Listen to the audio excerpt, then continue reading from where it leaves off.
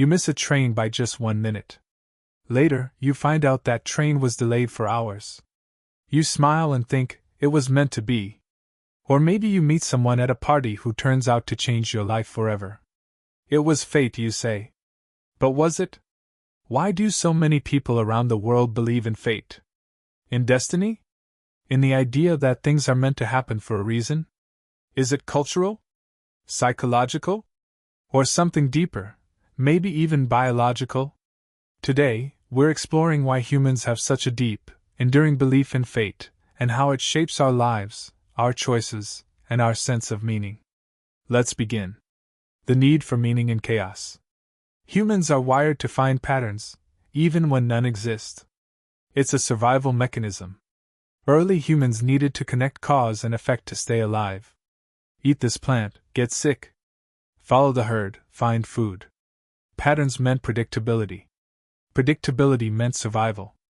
But over time, our brains started seeing patterns everywhere, even in randomness. Coincidences feel significant. Random events feel intentional. And in those moments of uncertainty, many of us reach for a deeper explanation: fate. It's comforting. It makes the unpredictable feel purposeful.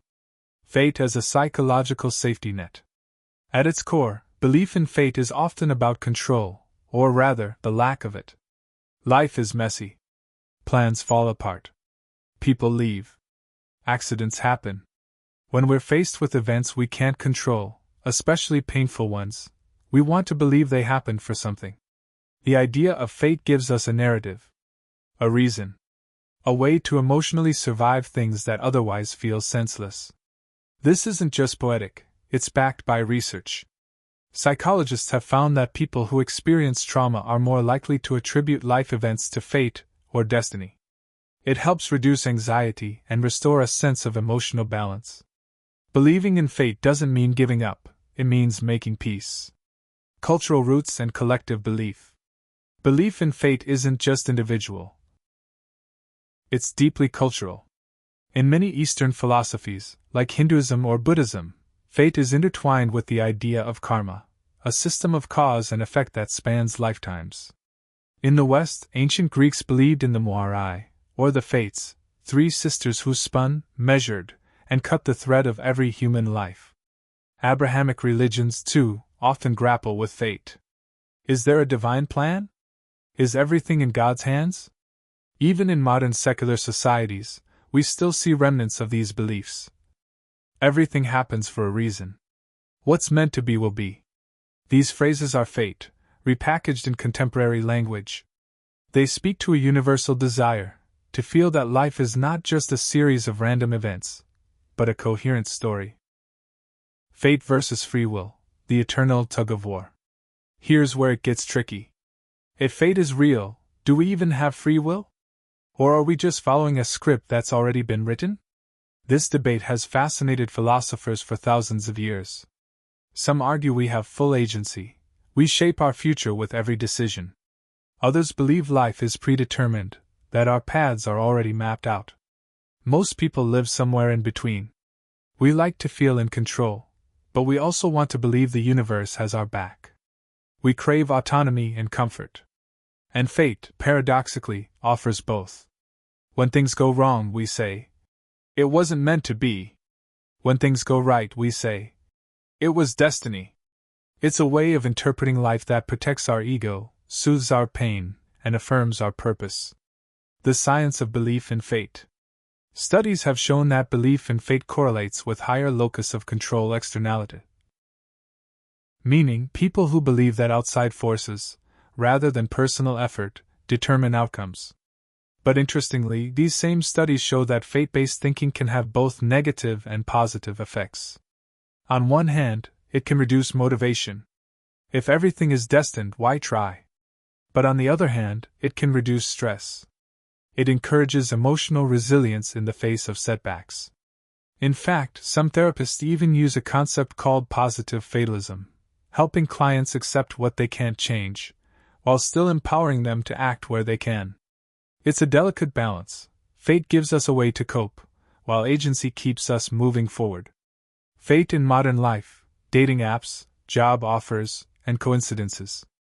Even in our hyper-rational, data-driven age, fate is everywhere. We swipe right on someone who turns out to be our partner for life, and we call it meant to be. We land a job after randomly meeting someone on a plane, and call it serendipity. Fate, in this way, is alive and well. It's just evolved. We may use different words now, synchronicity, alignment, timing, but the emotional need is the same. We want to believe that life isn't just a series of accidents. We want a bigger story. A reason. A thread that connects the dots. Final thoughts. The story we tell ourselves. So, why do people believe in fate? Because randomness is terrifying. Because meaning is comforting. Because we're not just survival machines, we're narrative creatures. We live by stories, and fate gives us one of the oldest and most enduring frameworks for explaining the chaos around us. Believing in fate helps us stitch our lives into a coherent narrative, even when the thread is frayed. It's how we give significance to our most painful losses, and our greatest triumphs. It's how we interpret near misses, sudden opportunities, and the strange coincidences that feel too perfect to be random. In those moments, we want to believe that something greater is at work. And that's not just superstition. It's deeply human. But here's the paradox. While fate offers comfort, it can also become a trap. If we lean too hard on fate, we might stop trying. We might let opportunities slip by because if it's meant to be, it will happen. We might stay in unhealthy situations, hoping fate will change them for us. We might underestimate our own role in shaping the future, forgetting that we are part of the story too.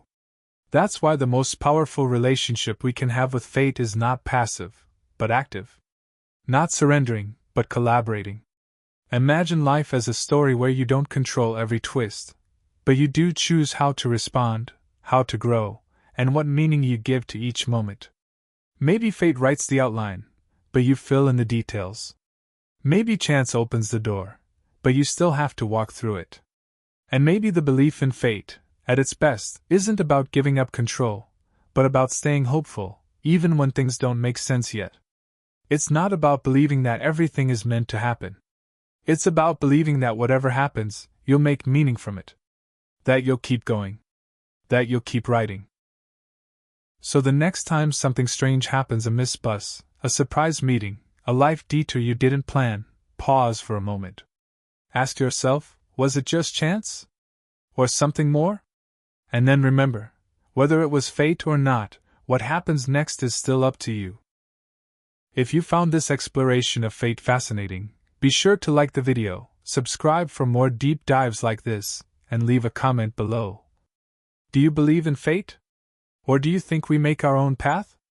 And remember, curiosity isn't fate. It's a choice. Thanks for watching. See you next time.